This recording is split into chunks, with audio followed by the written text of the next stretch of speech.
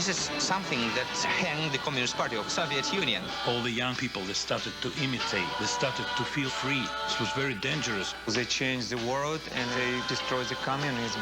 Beatles, Beatles, Beatles, Beatles. All you need is love. How the Beatles rocked the Kremlin. Next on 8HD. We are living in a monster state, and we needed an alternative. If something illegal, people want it more and more. You're not supposed to bring this stuff into the country. This was very dangerous for people who sold it. It was prohibited.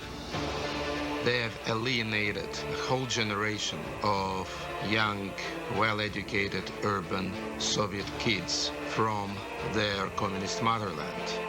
In the Soviet Union, official propaganda was one thing, but real life was totally different. It's the Beatles.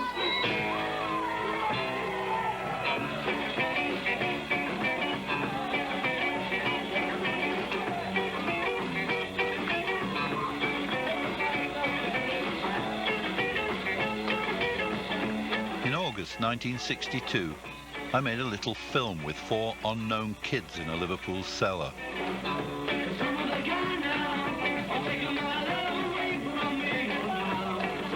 Soon, the Beatles had conquered much of the world.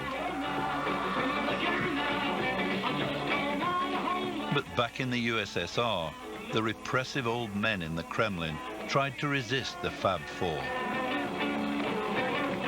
They were defeated by their children. This is the untold story of how the Beatles helped to destroy communism.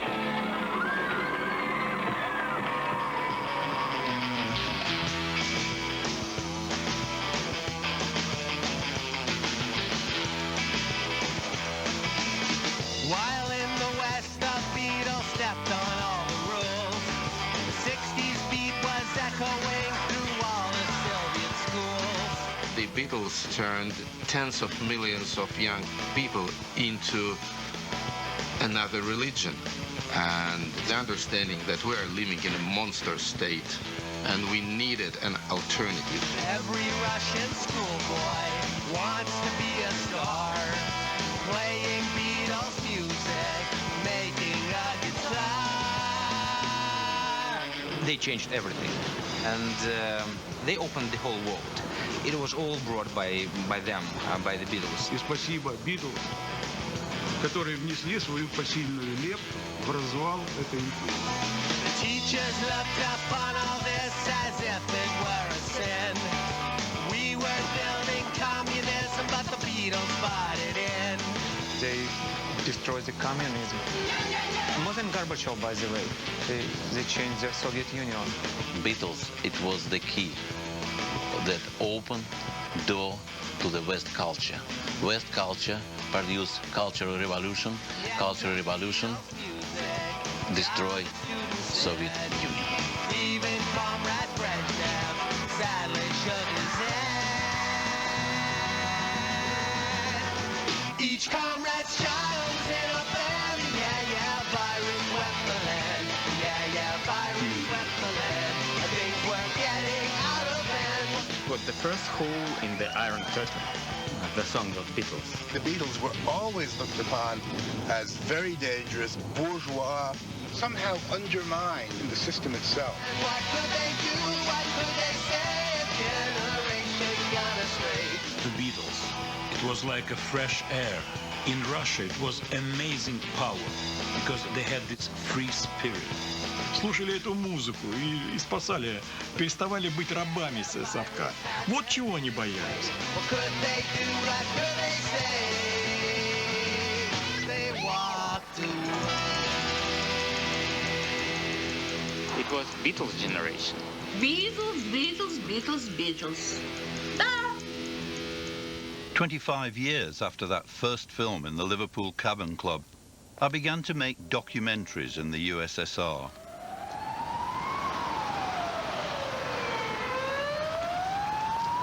Over the years, I heard stories, incredible at first, about how the Beatles had changed the lives of millions of kids and how their music helped to destroy official culture and the communist system.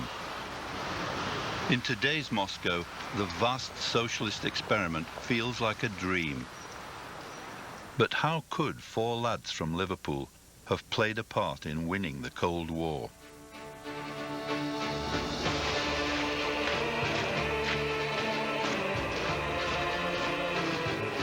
I knew the Beatles had never been able to play behind the Iron Curtain.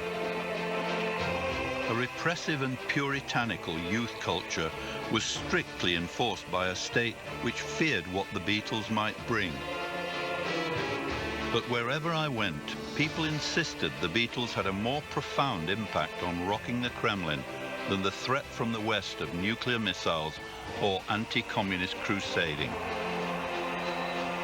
In the big bad West, they've had whole huge institutions which spend tens of millions of dollars for undermining the Soviet system, and I'm sure that the impact of all those stupid Cold War institutions has been much, much smaller than the impact of the Beatles.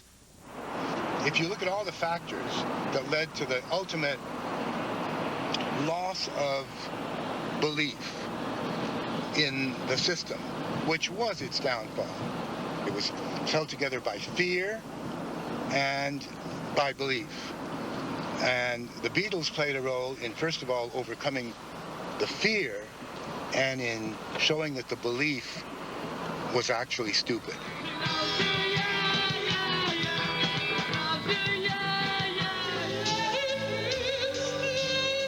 Across the USSR, the Beatles virus spawned hundreds of tribute bands.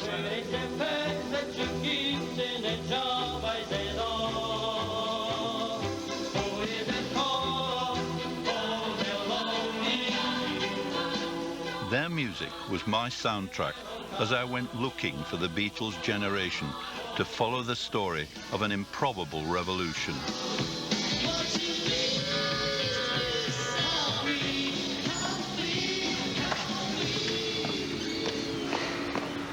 Kolya Vasin is Russia's ultimate Beatles fan. Adventures. Beatles gave me adventures all my life. For more than 40 years, he's been building his John Lennon Temple of Love in St. Petersburg. То есть они меня возбудили, понимаешь? Это было колоссально. Music! Как будто началась другая жизнь. Another life. With the Beatles, another life. Моя душонка детская, вот тогда, когда мне было 18 лет, когда впервые услышал Beatles, она вылетела на свет. Я начал летать. Flying with the Beatles.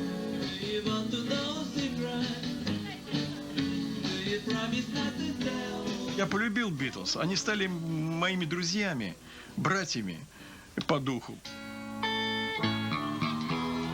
Since 1964, when he first heard a bootleg Beatles tape, Kolya Vasin has been amassing his hoard of Beatles treasure.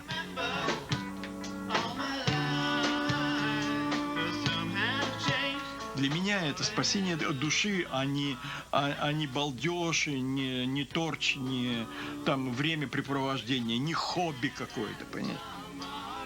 My Temple стал как бы результатом всего этого. Я боялся этого, я действительно боялся. И вся моя жизнь прошла при совке в страхе. Потому что, я повторяю, было колоссальнейшее давление пропаганды. Они так поливали Битлов, так обижали нашу любимую группу, что я боялся за себя. Что вот если я что-нибудь скажу за Битлз, меня могут арестовать.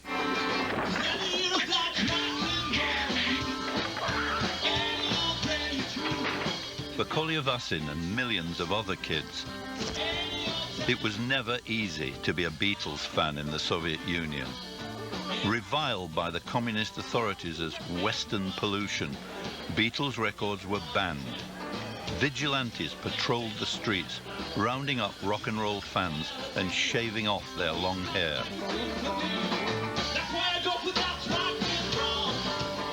Police at airports kept a lookout for smuggled records.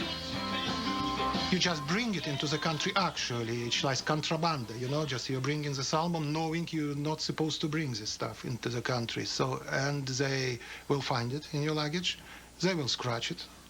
And it was devised like 3 nails together, you know, just to scratch it, because it should be done in a proper way. Yet official Soviet culture continued to ignore the rock and roll invasion, preferring accordions and folk dancing to guitars and the Fab Four.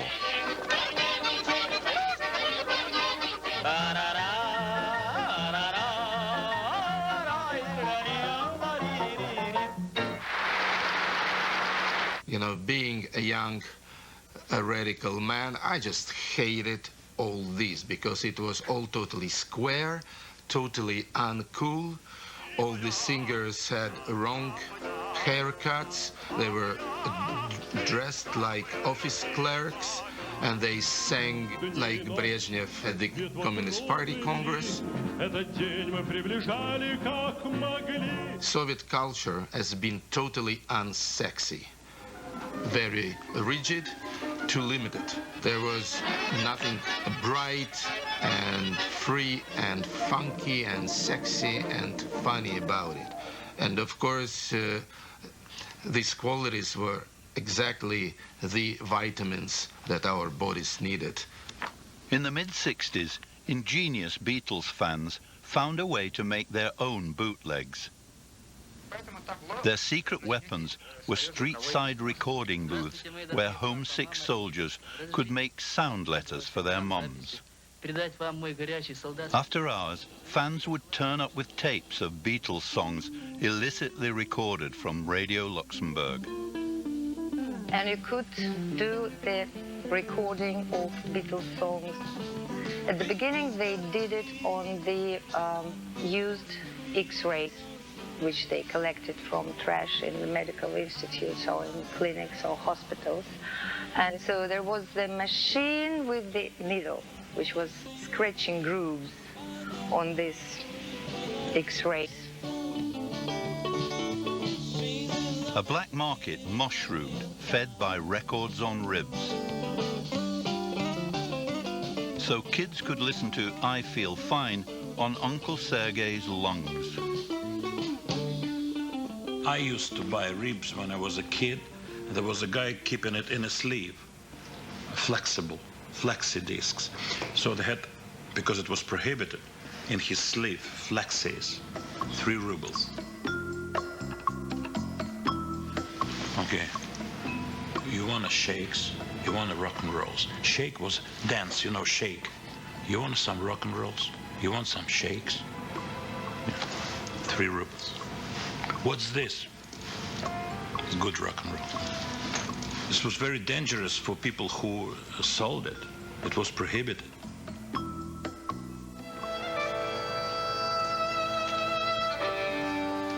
Shrugging off official disapproval, the Beatles virus raged across the Soviet Empire. In Minsk, 500 miles from Moscow, Yuri Pelushchenok caught the bug. But yes, and it's so awfully good, you know, and so nice that you fall in love when you hear this. And you can just feel it, you know, it's in the air. I can explain you. But everybody knows it. It's like, if my mom would like to tell me to have a haircut, she would say, you're worse than a Beatle, you know? По-моему, немножко много. Он фанат Битлов. Не то, что недоразумение, а нужно было и другими делами заниматься. А он, когда рос, для него Битлы – это были боги. In Ukraine, too, the Beatles epidemic was unstoppable. Nikolai Poturayev was a schoolboy in Kiev. They opened the whole world. And in fact, my decision to go to the university, to the Faculty of English Language and Literature, and my interest to English spoken culture, it was all brought by them, by the Beatles. And you know, this feeling of freedom It's like you meet friends after a long period of being alone.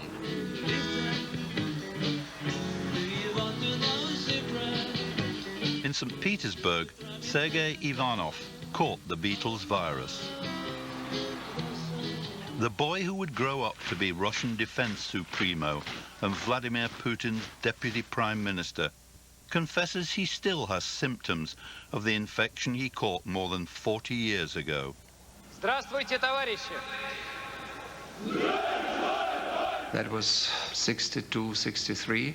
I was a kid, around 10 or 11 years age, average Soviet kid. And I tuned to the radio station and heard music. I suspect it was Love Me Do. Still remember that. Then the Beatlemania started, including the Soviet Union, by the way. In that sense, the Soviet Union was a normal European country, except one thing, the Beatles didn't come.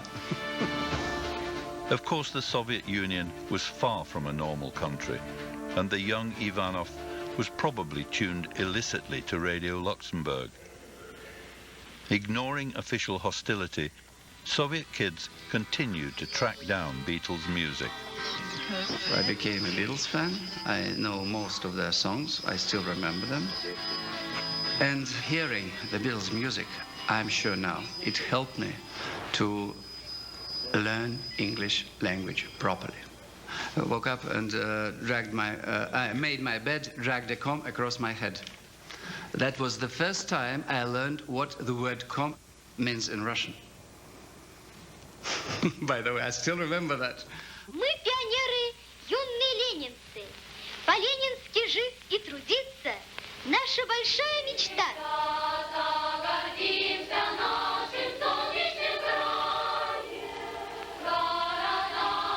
In the Soviet Union, official propaganda was one thing, but real life was totally different.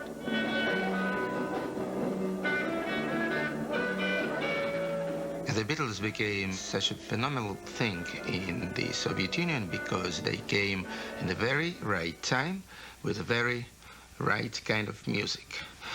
The timing has been perfect because, say, if it happened 2 or 3 years earlier, i.e. in the very beginning of the 60s, I think that their music would fall on a far less fertile ground.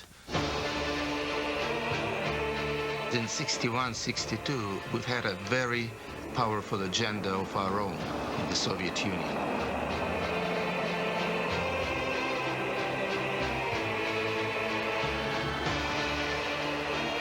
We've had our own global superhero, Yuri Gagarin, the first man in space.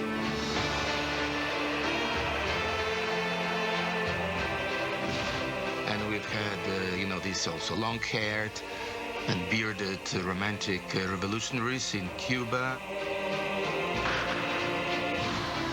We've had our own charismatic leader, Nikita Sergeyevich Khrushchev, who promised to bury the United States and to build communism in 20 years' time. Communism, of course, was a kind of ideal utopian society, and we believed it. So, at that time, it was really cool to be a Soviet. Then, in 1964, of course, Mr. Khrushchev has been kicked out and replaced by a bunch of much more boring guys. And this is how the decades of so-called stagnation have started. And this is exactly when the Beatles' music started slowly to infiltrate the Soviet mass consciousness. And it was then that Kolya Vasin began his long obsession with the Beatles. Вот с этого, это нулевая отметка, с этого все начиналось. А вот железный занавес, знаменитый железный занавес, каким мы его увидели в 60-е, 50-е годы в России. Вот моя тень, вот я слушаю рок-н-ролл, и вот я пробиваю этот железный занавес и выхожу в мир музыки и свободы. Beatles. World. Our world. Here an article about Beatles in Russian press. They say Beatles. Very bad article, very bad article. That's communist. When I saw this article, I say Soviet is bad state, and I make immigration to free territory of Russia. In 64 year, I say to me in my soul, I will live without Soviets, only in my room with the Beatles. To young people, they say Beatles is bad. By the mid-60s, mounting Beatlemania in the USSR stirred worried authorities to produce a bizarre propaganda film. Эстрадный квартет Beatles. Поль Маккартни, Джордж Харрисон. Посмотрите, как они элегантны. А в начале своей карьеры четверка выходила на сцену в купальных трусах с сиденьем от унитаза на шее. Вскоре они встретили добрую фею, лондонского дельца Бристона Эпштейна. Фея поняла, что из способных ребят можно делать деньги. Зараженные психозом зрители уже ничего не слышат. Истерики, вопли, обмороки, разгромленный зал и драка.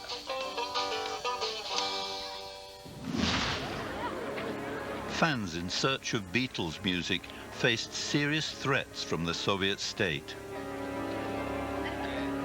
Going to the black markets, it was real danger, because if you were caught, and you could be caught every time you are there, because they organized special militia operations, trying to catch people, those who sold and those who bought. And if you were caught with the discs, it automatically meant that you were thrown out from the university. And that is why tape recorders played so important role. You went to the black market together with your friends, and you decided, okay, I will buy this disc, you will buy this, you will buy this, then we exchange, and we will record it from player to the tape recorder. This is how it worked. And Soviets can do nothing, and it was great. These tapes, they played very important role in our history. This is something that hanged the Communist Party of Soviet Union.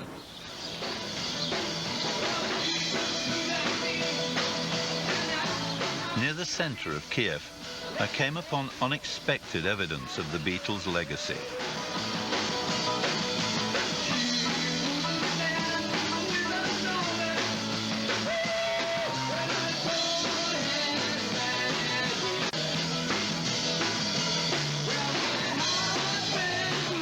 The Kiev Cavern Club sent me curious echoes of that cellar in Liverpool where I first met the Fab Four.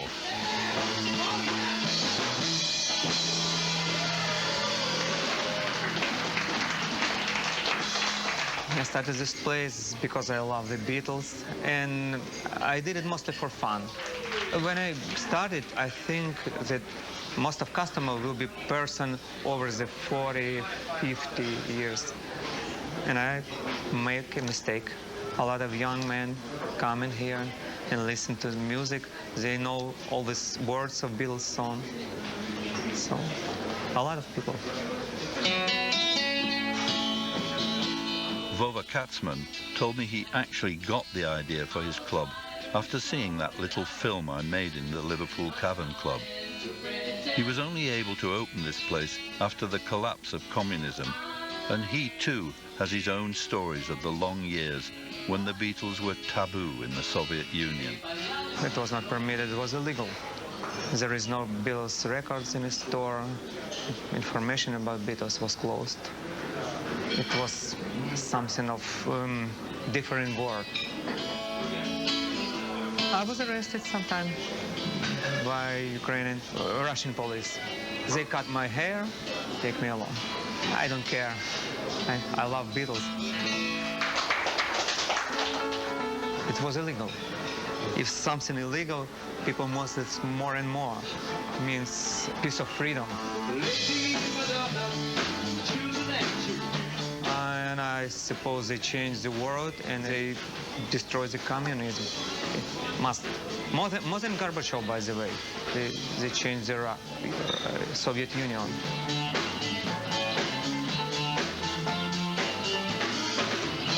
When my mother and father listened at first time Beatles music, they don't like it. Because I hear it at maximum volume, and it was very strange for them. They born in before revolution, the product of Russia, the product of communism. They told me, don't listen to this music, teach the mathematics. So that's why I wrote this word on this wall. And I told to my mother, look at John, look at Paul. He was a poor boy, and they became a millionaire. So, and my mother listens music of Beatles right now, and she like it. Everything changing. For Beatles superfan Kolya Vasin in St. Petersburg, this is a big day, John Lennon's birthday. For more than 30 years now, Kolya and his friends have staged musical celebrations for each of the Beatles' birthdays. Angel. John Lennon is angel for us, because that's music full of love. Number 2 aim of John Lennon is pain. Russia full of pain. And for us, that's like native music. Native. That's our music. John Lennon is a Russian man for us. The Lennon birthday party is a reminder of what the Beatles meant to Soviet kids in their struggles with hostile authorities. Денис, а ты вчера еду-то положил в холодильник? Так свободы. Они боялись свободы. Iron Curtain was after Beatles like забор с дырками стал.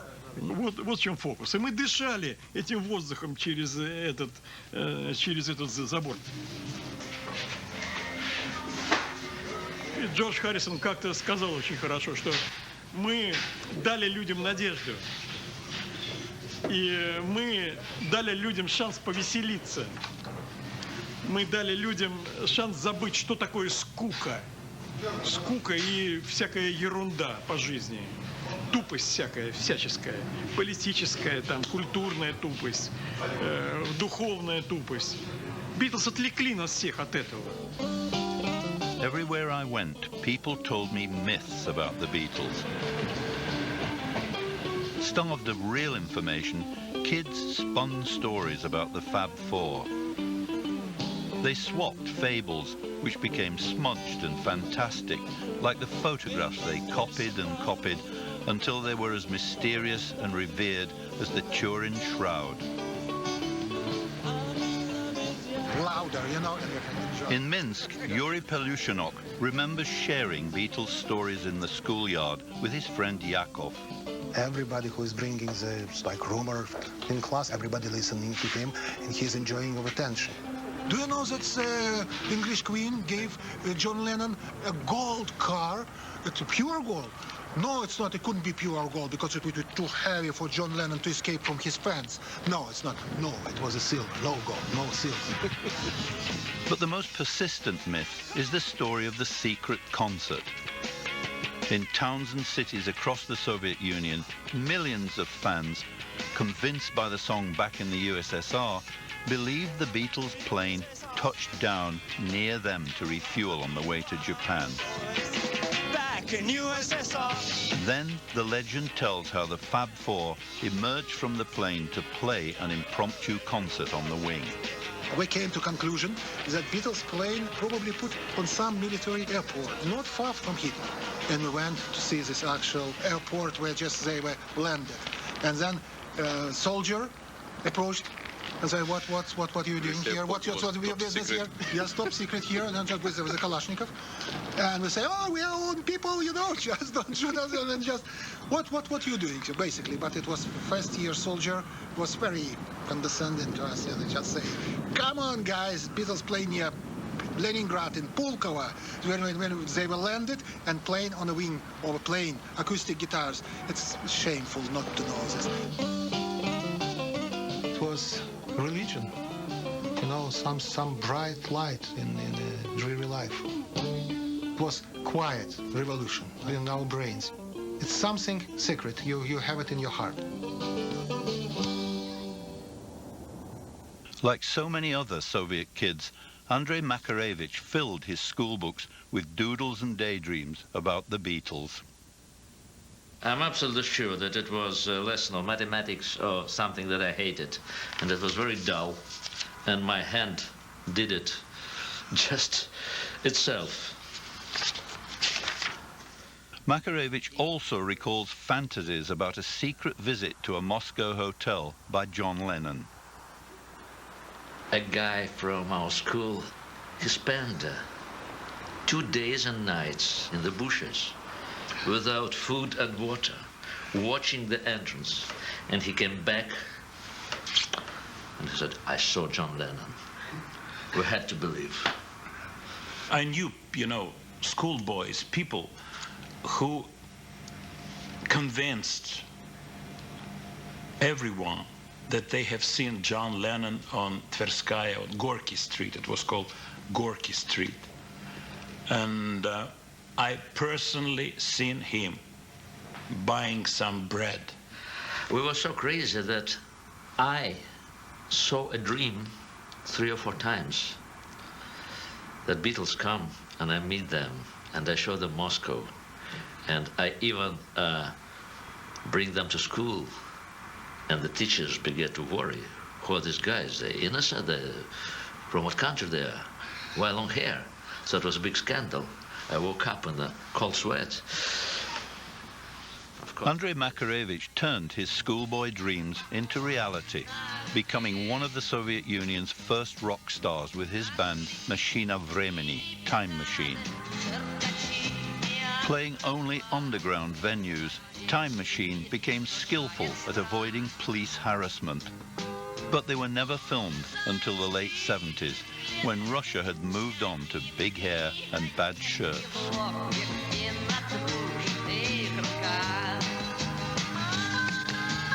I can't say that we made music the first 2 years. We just tried to look like Beatles, to sound like Beatles. But we played every night.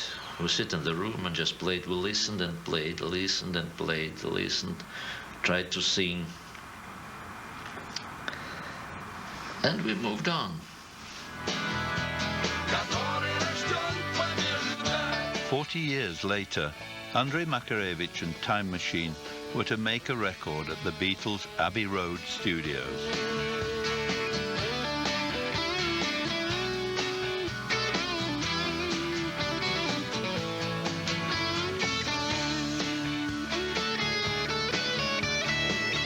The legendary Beatles producer, George Martin, came to say hello.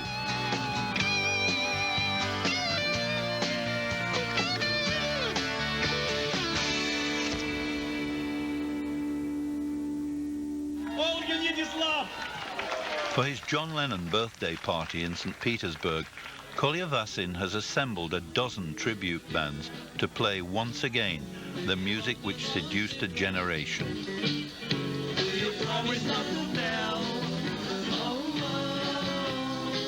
Almost 50 years after the Beatles virus first infected the Soviet Union, it lives on in the thousands of bands who still keep the faith and play the old songs.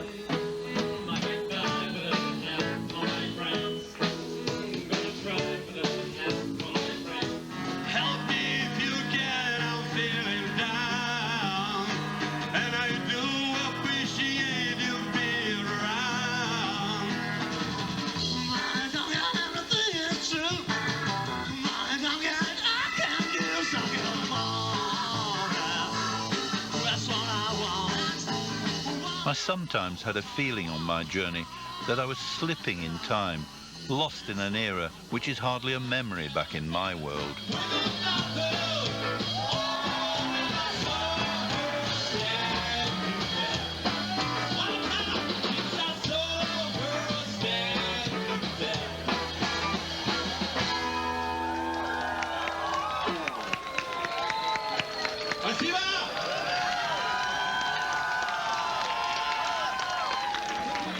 Being with that audience in St. Petersburg, it was obvious that the Beatles songs still connect with kids as well as with their grandparents. But I kept remembering how tough it was for earlier generations to make this music their own.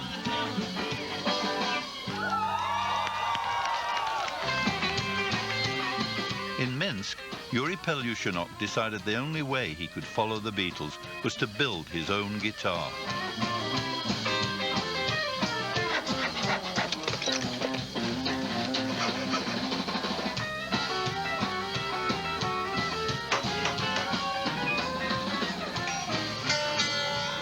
If you're lucky, you know, have actual photograph of the Beatles guitar, yeah, Beatles guitar, and then you draw it on a table or something.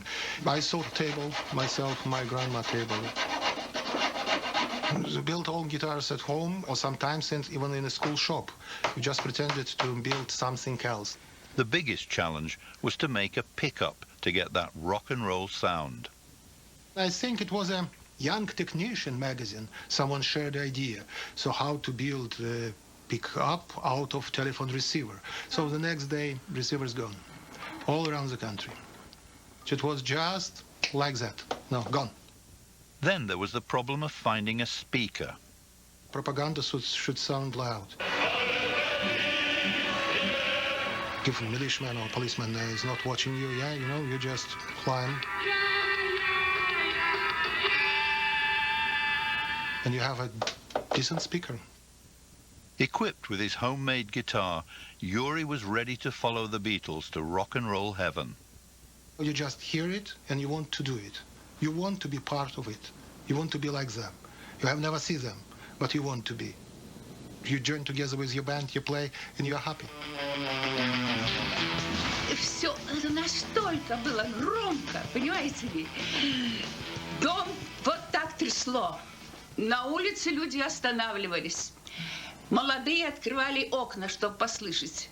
Но потом с других подъездов к нам прибегали и говорили: ой, надо ребенка положить спать. А тут такая музыка. Пожалуйста, на 10 минут прекратите эту музыку. Ну, что поделаешь. Вот так вот он и рос с Битлами вместе. In Minsk, Yuri Pelushchenok brings his band together for the first time in 30 years.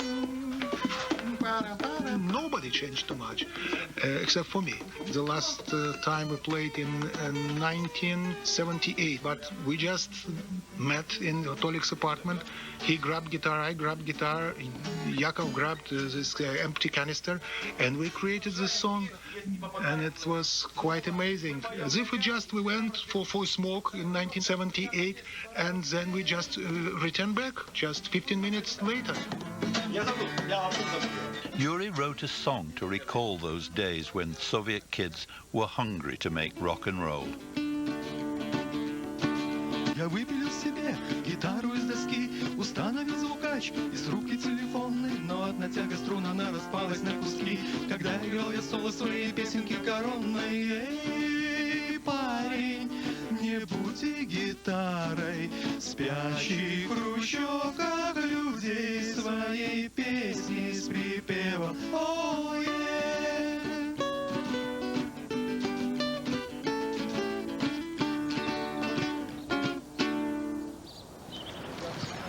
You have something in your heart, you don't let anybody to touch it, you know? It's yours. It's official life is going on, it's an official way, and you have an unofficial life. It's a huge separation, it's a huge gap. By the early 70s, Soviet authorities began to waver.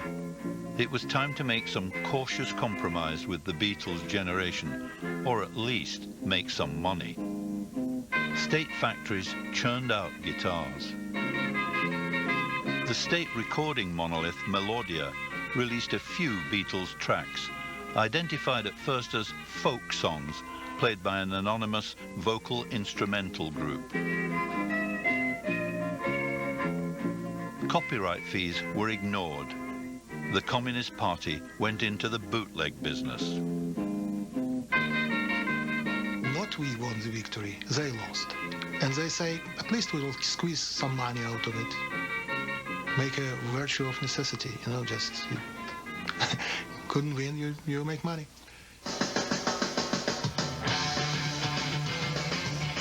Andrei Tropilo made a reputation in St. Petersburg recording the first Russian rock bands. He funded his passion by making bootleg Beatles records. These days, Tropilo churns out legitimate CDs and DVDs. It's a very clever process. But in Soviet times, Tropilo became a director with the state record company Melodia, duplicating Beatles albums for the Soviet masses. Actually, all homes in those times have Beatles records. All, believe me. Of course, when I became the melody director, I produced many 100,000 albums of Beatles. People have right to have it, to use it, to listen. I support not copyright, but copyleft. Because I'm sure that in Russia we should support musical piracy, because musical piracy was the key to have freedom in Russia, to have free information. Andrei Tropilo confirmed his place in the Soviet Beatles mythology by inserting his face into the Melodia copy of the Sgt. Pepper album. As their music became more available in the 1970s, Beatles style became the obsession of the Soviet Beatles generation. They influenced everything. Our music, they influenced our life, our way of living, our dress, how we dress. They influenced everything, actually. All the hairstyles, you know, cowboy boots and everything. So it was like an amazing power, because all the youngsters, all young people, they started to imitate. They started to feel more free. What was available, a bad quality photos of the Beatles, God knows taken from where, from which album or cover or newspaper and so on. And you can buy this picture for 50 kopecks. And it was a choice, either to have a breakfast or to buy this Beatles picture.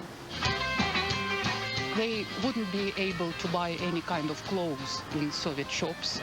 And just with some imagination and a pair of scissors, we would turn an ordinary school jacket into a collarless Beatles jacket. And of course, Lennon's glasses. Lennon's glasses is just fashion, just all 22 square million kilometers of Soviet Union, Lennon glasses.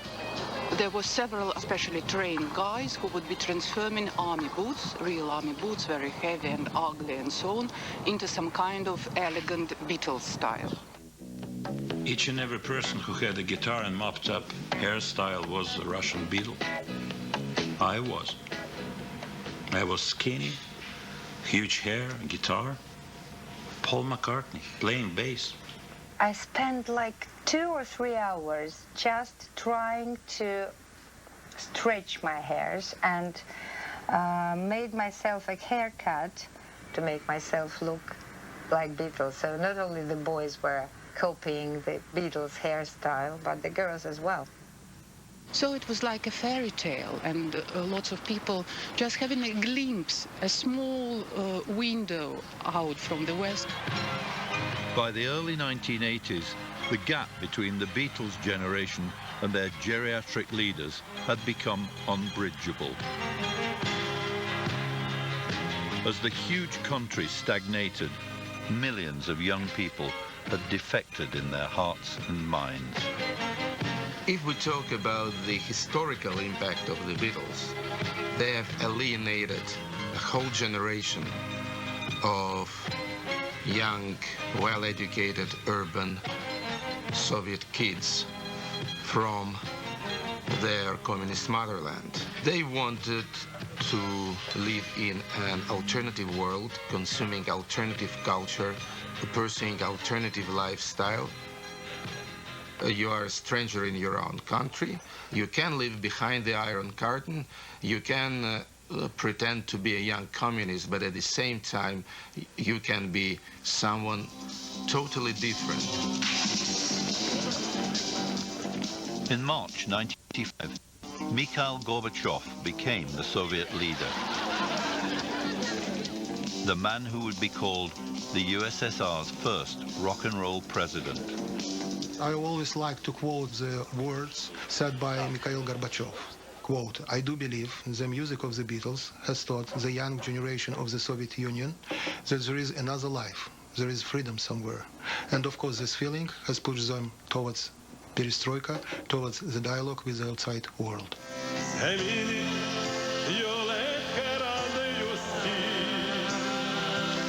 In the heady days of the late 80s, even Joseph Kobzon, for decades the official voice of patriotic socialism, sang Beatles hits.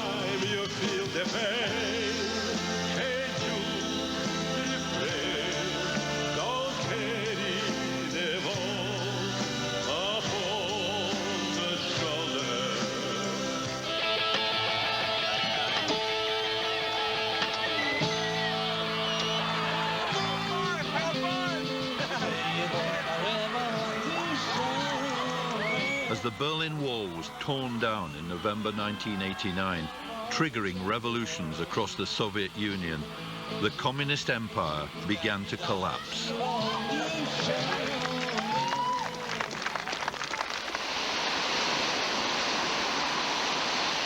In Moscow, I caught up with an old friend, Russia's leading TV journalist, Vladimir Posner. Raised in New York, Posner grew up in Khrushchev's Russia and has reported from the inside on all the tumultuous events of the past 50 years. To me, in a very clear way, the Beatles did more to undermine the system than the most anti-Soviet literature that was passed from hand to hand underground and for which people did go to jail. Precisely because they were not, quote-unquote, political. They were very human. The people who were in power in those days in the Soviet Union had an uncanny detector of what somehow worked against them.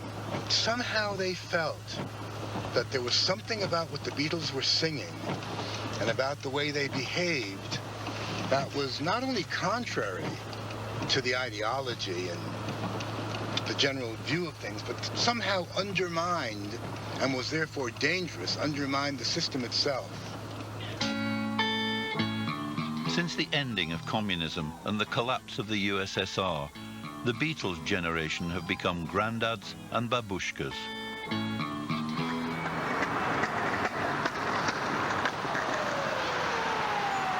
The consummation of the 40-year love affair came on May 24th, 2003 in Red Square.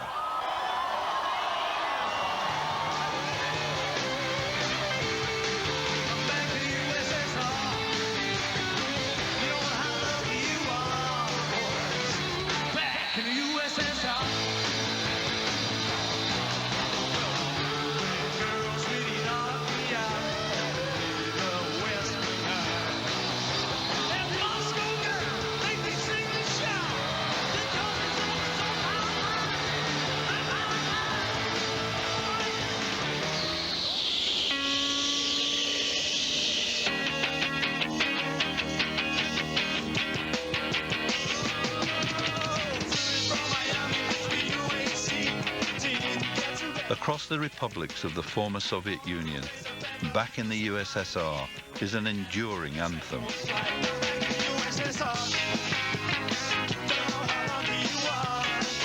For the people who were there when Paul McCartney brought the Beatles' music to Red Square, the memory of that night is indelible. It was actually like a huge a religious ceremony. Back in USSR. It was like a real holy day.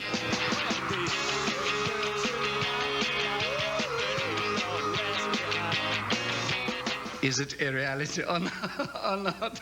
Or we are happy that we lived to the time when it became possible?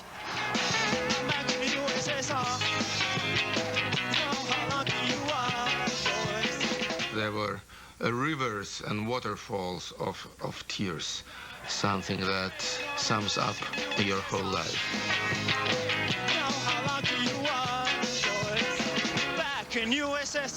The Beatles' revolution changed a superpower. And still today, somewhere across the former Soviet Union, someone will be replaying the Beatles one more time.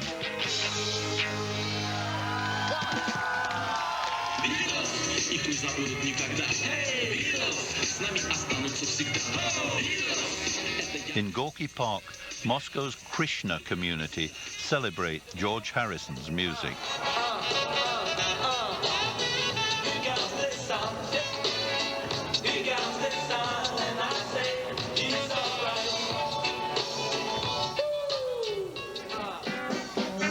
At the Catherine Palace outside St. Petersburg, guests arrived for the Pushkin Ball, the social highlight of the year,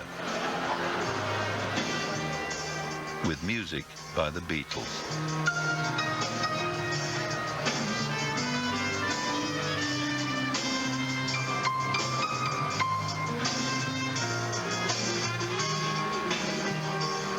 It's like talking about what does Pushkin mean to Russian poetry. The Beatles to popular Western and popular music of the world is like saying is Pushkin to Russian literature. In the Ukraine, the peasants of a village called Beatles have relished the accident of their name and adapted their folk songs.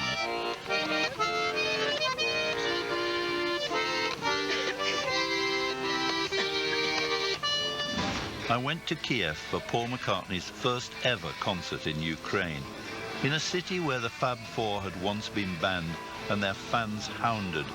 The arrival of a long-awaited Beatle is bringing thousands onto the streets.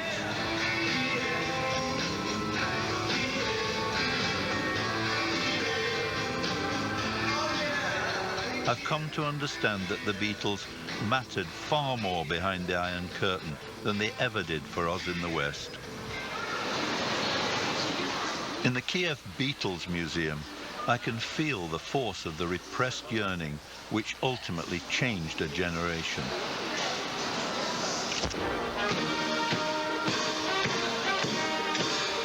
To celebrate McCartney's arrival, kids from across the country are competing for the best Beatles performance.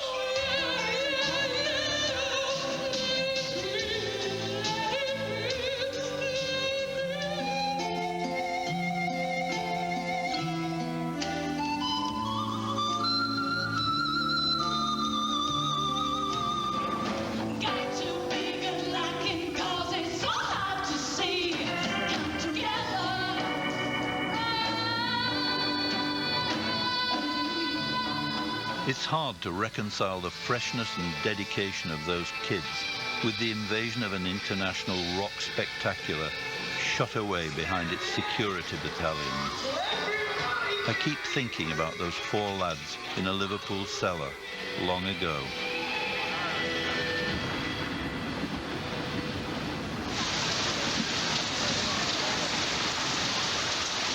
And then it begins to rain.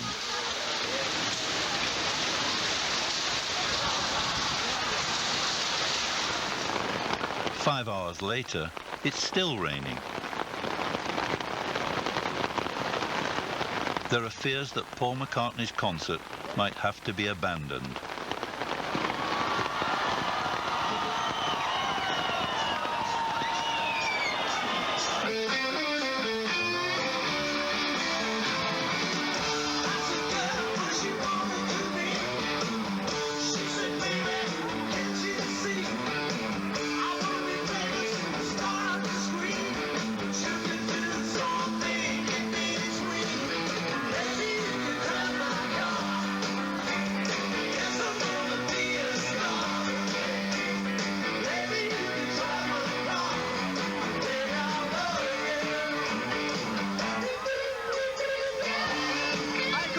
imagine myself to be a cosmonaut in the open space, but I would never think that one day somebody from Beatles would be playing right here in the heart of Ukraine.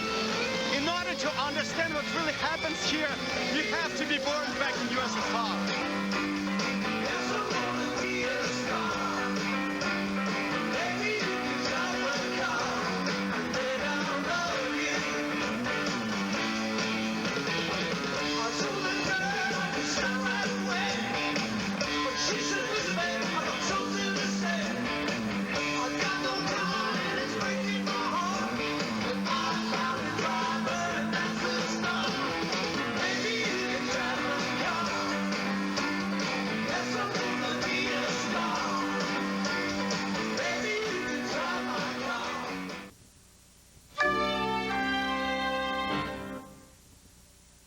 When you shop PBS, you're getting a front row ticket for your favorite drama, arts, and travel programs. You can explore the mystery